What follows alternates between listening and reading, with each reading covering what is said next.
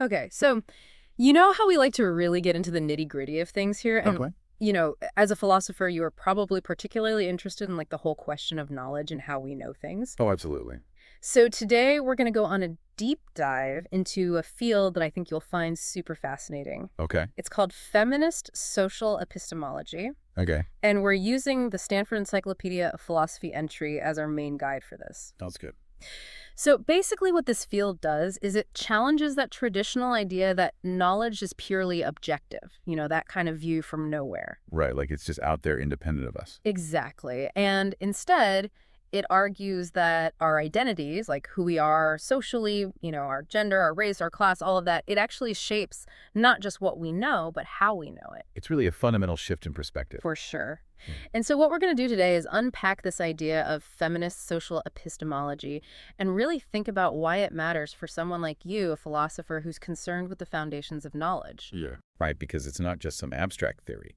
It has real implications for how we understand ourselves as knowers. Exactly. So we'll be exploring things like social models of knowledge, what objectivity really means, and how power dynamics play out in the production of knowledge. It's interesting because while the term feminist social epistemology might sound kind of niche, it actually gets at some really core philosophical questions. Totally. So where do we even begin with a field like this? I mean, it's clearly connected to social and political movements, right? Yeah, definitely. I think understanding the historical context is crucial. So if we go back to the 1970s, that's when second wave feminism was really gaining momentum. Right, pushing for equality and challenging all sorts of discrimination. Exactly. Yeah. And amidst this social and political upheaval, feminist scholars across various disciplines started noticing something really interesting. What's that? They realized that their fields, whether it was science or history or philosophy, they were all kind of steeped in this male-centered perspective. Oh, wow. Like built on assumptions that took men's experiences as the norm. Yeah, essentially. And this realization was pretty groundbreaking because it meant that the existing ways of knowing, the methods, the theories, they weren't really equipped to address feminist concerns or insights. So it was like a fundamental challenge to the very tools of knowledge production. Absolutely. Yeah. And this led to some really important early works that kind of laid the groundwork for feminist epistemology. Like what, for example? Well, in 1981, Lorraine Code posed this really provocative question. Is the sex of the knower epistemically significant? I can see how that would shake things up. Definitely. And then a year later, in 1982, Sandra Harding asked a similar question. Is gender a variable in conceptions of rationality? So both of them are basically saying that gender can't be ignored when we're talking about knowledge. Precisely. They're suggesting that it's not just some irrelevant factor. It's something that fundamentally shapes how we know and understand the world. And this really came to a head in 1983 with the publication of Discovering Reality, right? Yes, that was a hugely influential collection edited by Harding and Hinticka. What was so special about that collection? Well, it brought together a bunch of different feminist scholars from various fields who were all grappling with these questions about the relationship between gender and knowledge. So it wasn't just philosophers, it was people from all sorts of backgrounds. Exactly, and they were doing all sorts of things. Some were looking back at historical figures and kind of deconstructing the hidden masculinist biases in their work. Ooh, like reading between the lines to see how gender assumptions shaped their thinking. Yeah. Others were looking at science studies and how scientific theories were often influenced by prevailing social and political ideologies, including patriarchal ones. So basically showing that science isn't this purely objective enterprise that we often think it is. Right. It's always situated in a particular social and historical context. And importantly, there were also folks in that collection who were doing more constructive work, trying to develop new epistemological frameworks that took gender seriously. Absolutely. Like Nancy Hartsock's work on feminist standpoint theory. Right, we'll get to that in a bit. But yeah, it was a really groundbreaking moment. Oh, for sure. And it's interesting because all this was happening before social epistemology as a distinct field really took off. But wow, so feminist scholars were kind of ahead of the curve in a way. Yeah, you could say that. In fact, even Steve Fuller, who's considered one of the founders of social epistemology, he acknowledged the huge influence of feminist philosophers of science on his work. So it's like feminist epistemology was a key driver in the emergence of social epistemology as a whole. Absolutely. Right. It really forced people to start thinking about the social dimensions of knowledge in a whole new way. And I love that question Harding posed in Discovering Reality. Why has the sex-gender system become visible only now? Yeah, that's a powerful one. It gets at this idea that feminists weren't just saying, hey, look at our perspective, it's different, but they were also trying to explain why their insights had been overlooked for so long. And why taking those insights seriously could actually lead to more robust knowledge, not just a different viewpoint. Right. So it wasn't just about adding women's voices to the mix, but about fundamentally changing the way we understand knowledge itself. Exactly.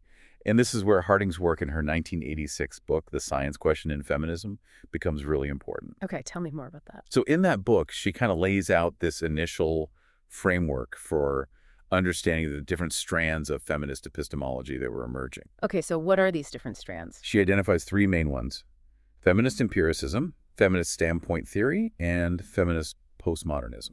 Okay, let's break those down one by one. What's feminist empiricism all about? So in Harding's early depiction of it, feminist empiricism basically argued that the biases we see in scientific research are mostly due to bad science. Oh, okay, so like sloppy methods or flawed experimental designs. Yeah, things like that. And they argued that these biases could be corrected by sticking more rigorously to traditional scientific methods. So by being more careful and objective, basically. Exactly. And there were a lot of feminist scholars doing really important work in this vein. Well, there's Ruth Blyer, who did a lot of work on the biological basis of sex differences. And she was very critical of how gender stereotypes had influenced research in that area. Yeah, I can see how that would be a problem. Right. And then there's Ruth Hubbard, who focused on the history of biology and how women's bodies and experiences had been kind of distorted and misrepresented in scientific accounts. Okay, so both of them were kind of looking at specific areas of science and identifying where gender bias had crept in. Exactly. Yep. And then there's Helen Longino and Ruth Dole, who looks more broadly at the methodology of science and how it could be made more sensitive to gender. So they were more focused on the process of knowledge production itself. Right. And all of these scholars were really crucial in highlighting the ways in which gender bias can distort scientific findings. Okay, so that's feminist empiricism. Now, what about feminist standpoint theory? So this one is a bit more radical, I would say. Oh, in what way?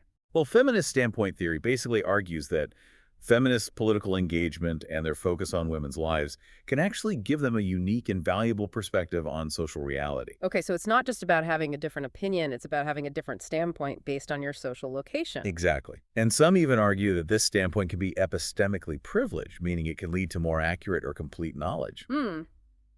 That's a pretty bold claim. It is. And it draws heavily on Marxist ideas, particularly the notion that your social position in the economic system shapes your understanding of the world. Right, so like the working class has a different perspective than the ruling class because they experience the world differently. Exactly. And feminist standpoint theorists apply this same logic to gender. They argue that women's experiences of oppression and their struggles for liberation give them a different and often more critical understanding of social relations. And they argue that this understanding can actually be more objective in a way because it's less distorted by the dominant ideology. Yeah, exactly. It's like they're able to see things that those in positions of power are often blind to. Interesting. So who are some of the key figures associated with feminist standpoint theory? Well, there's Nancy Hartsock, who we mentioned earlier. She drew heavily on Marx's ideas and applied them to the sexual division of labor. Okay, so like how women's work in the home and in caring roles has traditionally been undervalued and invisible. Exactly. And she argued that these experiences could give women a unique understanding of power dynamics and social structures. And then there's Dorothy Smith, who talked about women's bifurcated consciousness, right? Yeah, she used that term to describe how women are often forced to navigate between two different worlds: the dominant world of abstract concepts and institutions, and the everyday world of their lived experiences. So like on the one hand, they have to deal with things like the legal system and the economy, which are often structured in ways that disadvantage them. Right. And on the other hand, they have to deal with the concrete realities of their lives, like caring for children and managing households. And Smith argued that this constant switching between different perspectives gives women a kind of critical awareness that those who only experience the dominant world often lack. Exactly. And then there's Patricia Hill Collins, who really expanded the scope of standpoint theory by bringing in the concept of intersectionality. Oh, right. So recognizing that gender isn't the only axis of oppression. Exactly. She argued that we need to consider how gender intersects with race, class, sexuality, and other social categories to fully understand the different standpoints people occupy. And she specifically focused on the standpoint of Black women arguing that their experiences at the intersection of multiple forms of oppression give them a particularly unique and valuable perspective. Right, and bell hooks also challenged that kind of simple binary between the dominant and the marginalized, arguing that the margins are complex spaces of both oppression and resistance. So not just seeing marginalized groups as passive victims, but as active agents who are shaping knowledge and challenging dominant narratives. Exactly. And all of these thinkers have really enriched and broadened the scope of feminist standpoint theory. Okay, so it's a pretty nuanced and complex theory. Now, what about feminist postmodernism? How does that fit in? So feminist postmodernism takes a much more skeptical stance towards universal claims and the idea of objective truth. So they're kind of questioning the whole project of trying to find one single right answer. Right. And they're particularly critical of the idea that science is this neutral and objective pursuit of truth. Instead, they see it as being deeply embedded in power structures and reflecting the interests of dominant groups. Yeah, exactly. And they argue that we should be suspicious of any claims to universal knowledge or objectivity because those claims often mask hidden power dynamics. So instead of searching for some grand unified theory of knowledge, they're more focused on understanding how knowledge is produced and used in specific contexts. Right, and how it can be used to challenge oppressive structures and create more just and equitable ways of knowing. So who are some of the thinkers associated with feminist postmodernism? Well, Jane Flax is a good example. She's a philosopher who's written extensively on postmodernism and feminism, and she argues that we need to deconstruct the traditional binary oppositions that have shaped Western thought. Like male, female, reason, emotion, mind, body, those kinds of things? Exactly. And she argues that these binaries are not natural or essential, but are socially constructed and used to maintain hierarchies. So we need to break them down and think in new and more fluid ways. Right. And then there's Donna Haraway, who's famous for her work on cyborgs and situated knowledges. Ah, yes, the Cyborg Manifesto. Exactly. In that work, she challenges the traditional distinction between humans and machines, arguing that we're all becoming increasingly cyborg-like in our interactions with technology. And she uses this idea of the cyborg to kind of destabilize traditional categories and ways of thinking. Exactly. And she also argues that all knowledge is situated, meaning it's always produced from a particular perspective. So there's no such thing as a view from nowhere. Right? We always have a body, we always have a history, we always have a social location, and all of that shapes how we know the world. Okay, so that's a quick overview of the three main strands of feminist epistemology. Now, it's important to note that these are just kind of broad categories, and there's a lot of overlap and nuance within each one. Yeah, definitely.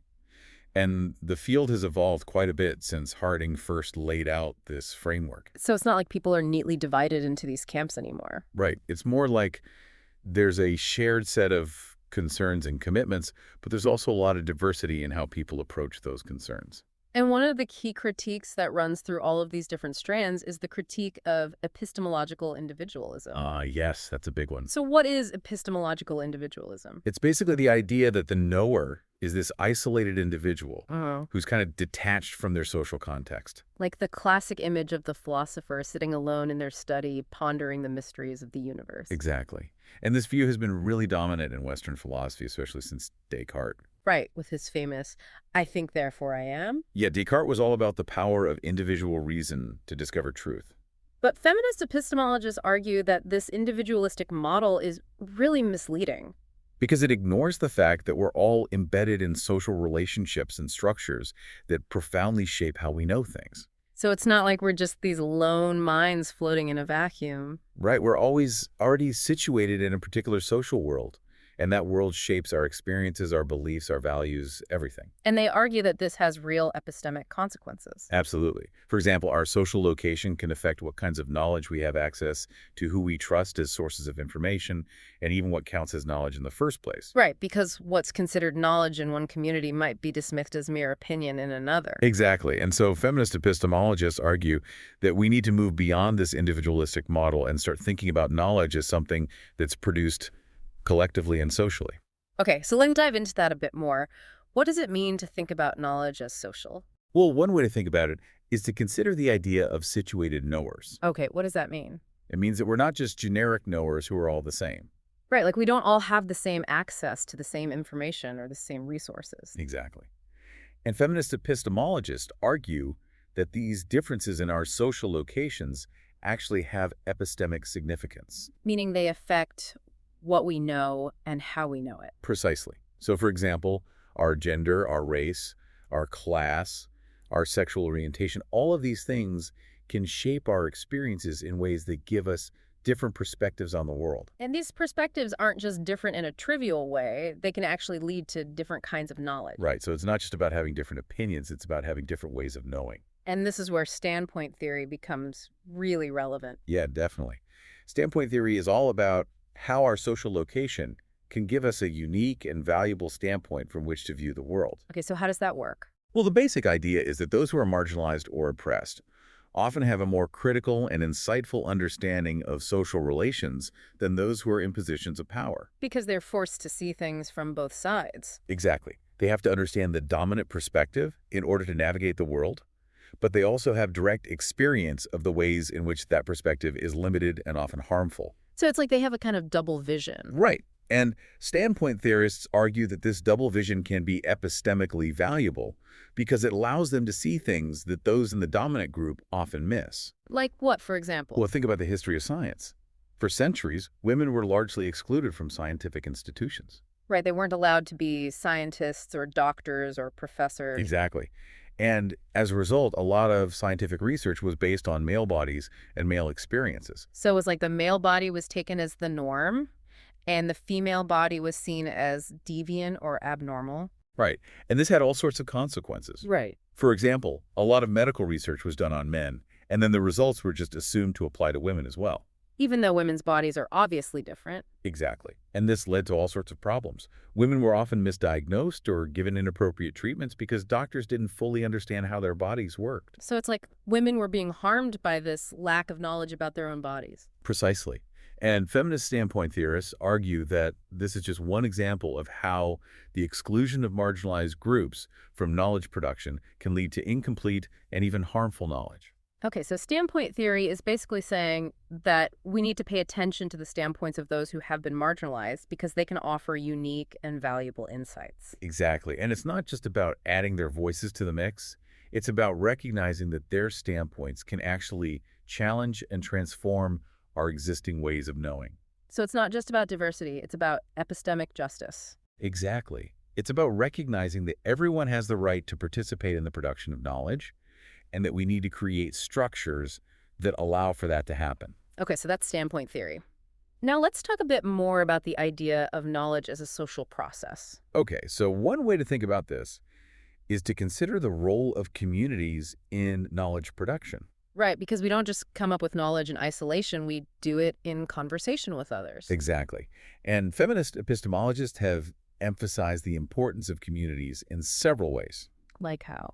Well, firstly, they point out that knowledge is always produced within a particular community of knowers. So like a scientific community or a philosophical community. Right. And these communities have their own norms and standards for what counts as good evidence, what counts as a valid argument, and so on. So it's not like there's some objective standard of truth that's out there independent of any community. Right. Truth is always relative to a particular community and its standards. And secondly, feminist epistemologists have argued that communities play a crucial role in shaping our understanding of the world. Because they provide us with the language, the concepts, and the frameworks that we use to make sense of things. So it's like we're all born into a particular social world that already has a set of pre-existing ways of understanding things. Exactly. And these ways of understanding things are not neutral. They often reflect the power relations and the ideologies of the dominant group. So, for example, the way we understand gender is shaped by the patriarchal society we live in. Right. And this can have all sorts of epistemic consequences because it can lead us to see certain things as natural or inevitable when they're actually socially constructed. So it's like our communities can kind of blind us to certain possibilities. Yeah, in a way. Oh. And thirdly, feminist epistemologists have argued that communities can be sites of both epistemic oppression and epistemic resistance. Okay, what does that mean? Well, on the one hand, communities can be used to silence and marginalize certain voices. So like women's voices or the voices of people of color. Right. And this can happen in all sorts of ways, through censorship, through ridicule, through dismissing certain kinds of knowledge as invalid or unimportant. So it's like the community can act as a kind of gatekeeper controlling what gets to count as knowledge. Exactly. But on the other hand, communities can also be places where people come together to challenge dominant ways of knowing. So like feminist consciousness-raising groups or activist movements. Right. These communities can create spaces where marginalized people can share their experiences, develop new ways of understanding the world, and challenge oppressive structures. So it's like the community can be a source of both harm and liberation. Exactly. It all depends on how power is distributed within the community and how it's used. Right. Okay. So that's the idea of knowledge as a social process. And Yeah. now let's talk about objectivity, because if knowledge is always situated and always produced within a particular community, then how can we even talk about objectivity? Right. That's a really important question. And feminist epistemologists have offered a number of different responses to it. Okay. So what are some of those responses? Well, one influential approach is to think about objectivity as a social achievement rather than an individual one. Okay. So instead of focusing on the individual knower, we focus on the community of knowers. Exactly. And the idea is that objectivity emerges from the interactions and the critical dialogue within a community. So it's not about finding some neutral standpoint outside of any community, but about creating the conditions for rigorous and critical inquiry within a community. Right, and Helen Longino has done some really important work on this. Oh, yeah. Tell me about that. So Longino argues that objectivity is not a property of individual beliefs or theories, but rather a property of the social processes by which those beliefs and theories are produced and evaluated. Okay, so it's about the process rather than the product. Exactly. And she argues that there are certain norms that need to be in place for a community to be considered objective. Okay, what are those norms? Well, firstly, there needs to be a public forum where people can present their ideas and criticize each other's work. So it's like having a space for open debate and discussion. Right. And secondly, there needs to be uptake of criticism, meaning that people are actually willing to listen to and respond to critiques of their work. So it's not just about shouting your own ideas, but about being open to hearing different perspectives. Exactly. And thirdly, there needs to be shared standards of evidence and argumentation. So it's not just about whoever can shout the loudest, but about having agreed upon criteria for evaluating claims. Right. And finally, there needs to be tempered equality of intellectual authority. Okay, what does that mean? It means that everyone in the community should have a chance to be heard, and that no one's views should be automatically privileged just because of their social status or their identity. So it's about creating a level playing field for intellectual inquiry. Exactly. Yeah. And Longino argues that when these norms are in place, it creates the conditions for a community to achieve a certain level of objectivity. So it's not about eliminating bias altogether, but about creating a system where biases can be identified and challenged. Right, because no one is perfectly objective, but we can strive to create communities that are more objective than any individual could be on their own. Okay, so that's one way to think about objectivity. Now, what about standpoint theory? Does that have anything to say about objectivity? Yeah, definitely. Standpoint theory argues that certain standpoints can actually be more objective than others. Okay, but how can that be if objectivity is about being neutral and impartial? Well, standpoint theorists argue that the traditional notion of neutrality is actually misleading. Because it often masks the perspectives of those in power. Exactly. So, for example, the claim that science is objective is often used to silence the voices of those who challenge the dominant scientific paradigm. So it's like the claim to neutrality is actually a way of maintaining the status quo. Right.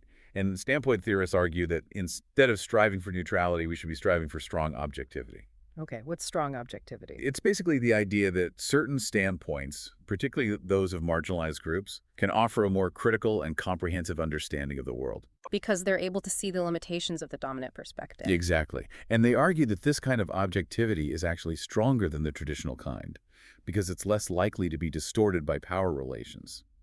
So it's not about ignoring our standpoints, but about using them to achieve a more complete and accurate understanding of the world. Exactly. And this brings us to another important point about objectivity, which is that it's not just about the content of our beliefs, but also about the values that inform those beliefs. Okay, so it's not just about what we know, but also about why we know it and how we came to know it. Exactly. And feminist epistemologists have argued that traditional accounts of objectivity have often ignored the role of values in knowledge production. So like the idea that science is value-free. Right. And they argue that this is simply not true. Values are always present in the choices we make about what to study, how to study it and how to interpret the results. And they argue that we need to be more explicit about the values that inform our research. Exactly. Because different values can lead to different research questions, different methodologies, and different interpretations of data. So it's not just about being objective in some abstract sense, but about being transparent about the values that are shaping our inquiry. Right. And this is where the idea of feminist epistemic values becomes important. Okay, so what are feminist epistemic values? They're basically values that are conducive to feminist goals and aims. So like values like equality, justice, and the well-being of all people. Exactly. And feminist epistemologists argue that these values should inform our research practices. So it's not just about studying gender, but about studying everything in a way that promotes feminist values. Right. And they argue that this can actually lead to better and more reliable knowledge. Okay, so we've talked a lot about the social nature of knowledge and the challenges to traditional notions of objectivity. Now I want to turn to the ethical and political dimensions of knowledge production. Yeah, because feminist epistemology isn't just about abstract theories. It's Yeah. about real-world issues of power, justice, and inequality. Exactly, and one of the key concepts here is epistemic injustice. Right. So what is epistemic injustice? It's basically when someone is wronged or harmed in their capacity as a knower. Okay, so can you give me an example of that? Sure. Imagine a woman who's reporting a crime to the police. Okay. And the police don't believe her because they think she's being hysterical or over-emotional. Right, because of her gender. Exactly. And in that situation, she's being wronged epistemically because her knowledge is being dismissed or devalued. And it's not just a matter of her feelings being hurt, it's a matter of her being denied justice. Exactly. Because if her knowledge isn't taken seriously, then the crime might go unpunished and she might be further victimized. So epistemic injustice can have real material consequences. Absolutely. And feminist epistemologists have identified several different forms of epistemic injustice. Like what? Well, one of the most well-known is testimonial injustice. Okay, what's that? It's basically when someone's credibility as a knower is unfairly diminished because of their social identity. So like the example we just talked about with a woman reporting a crime. Exactly. Or imagine a black scientist whose research is dismissed because people assume that black people aren't as intelligent as white people. Right, so their race becomes a reason to doubt their knowledge. Exactly. And Miranda Fricker, who coined the term testimonial injustice, argues that this kind of injustice is really harmful because it undermines people's ability to participate in the production of knowledge. Because if you're constantly being told that your knowledge isn't valid or that you're not a credible source of information, then you're less likely to speak up and share what you know. Right. And that means that the community as a whole is losing out on valuable knowledge and insights. Exactly. So testimonial injustice is not just a personal wrong, it's a social wrong. And it's also a kind of epistemic violence. Okay, what does that mean? It means that it's a form of violence that specifically targets people's capacity to know and to be known. So it's not just about physical harm, but about harming someone's ability to think and to speak and to be heard. Exactly. And another form of epistemic injustice is hermeneutical injustice. Okay, what's that? This one is a bit more complex, but basically it's when there's a gap in our shared conceptual frameworks that makes it difficult to understand certain experiences. Okay, so can you give me an example? Sure. Imagine a woman in the 1950s who's experiencing sexual harassment at work. Okay. But at that time, there's no concept of sexual harassment. It's not something that people talk about or recognize as a problem. So she doesn't even have the language to describe what's happening to her? Exactly. And as a result, she might not even understand what's happening to her as a form of injustice. So it's like the tools for understanding her experience are simply missing. Right. And Fricker argues that this is a kind of injustice because it prevents people from making sense of their own experiences and from seeking redress for the wrongs they've suffered. So it's like they're being silenced not by individual acts of censorship, but by the very structure of our shared language and concepts. Exactly. And this kind of injustice can be really insidious because it's often invisible. Because we don't even realize that there are gaps in our understanding until someone points them out. Right. And so feminist epistemologists have been really important in bringing these issues to light and in developing new concepts and frameworks that allow us to better understand and address epistemic injustice. And it's not just about recognizing these injustices, it's also about thinking about how to remedy them. Right. So what are some of the things we can do to address epistemic injustice? Well, one important step is to cultivate what Fricker calls the virtue of testimonial justice. Okay, what's that? It's basically the ability to be sensitive to the ways in which social identity can affect our credibility judgments. So being aware of our own biases And making sure that we're not unfairly discounting someone's testimony just because of their race or gender or other social identity. Exactly. And this requires a lot of self-reflection and critical thinking. Right, because we all have biases whether we're aware of them or not. And so we need to be constantly checking ourselves and making sure that we're not letting those biases influence our judgments about other people's knowledge. And another important step is to create more inclusive and equitable epistemic communities. Right. So communities where everyone feels safe and respected and where everyone's knowledge is valued. And this means challenging the power structures that often exclude and marginalize certain voices. Exactly.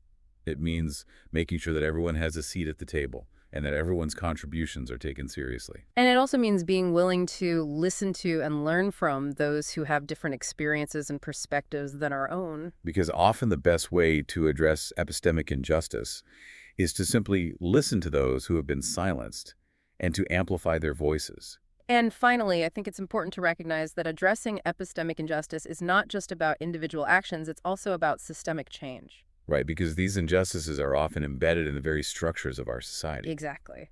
So we need to be working to change those structures if we want to truly create a more just and equitable world for everyone. Absolutely. And that means challenging things like racism, sexism, homophobia, and all forms of oppression. Because those systems of oppression are what create the conditions for epistemic injustice to flourish. Right. And so feminist epistemology is not just about knowledge, it's about social justice. It's about creating a world where everyone has the opportunity to know and to be known. And where everyone's knowledge is valued and respected. Exactly. So I hope this deep dive has given you a better understanding of feminist social epistemology and why it matters. I think it's a really crucial field, especially for philosophers. Because it challenges us to think differently about the very nature of knowledge and the role that power plays in shaping what we know. And it also offers us tools for creating a more just and equitable world. So I encourage you to keep exploring this topic and to see how you can apply these ideas to your own work and your own life. And I'm really curious to hear what you come up with. Me too. Thanks for joining us on this deep dive, My pleasure. and we'll see you next time. Until then.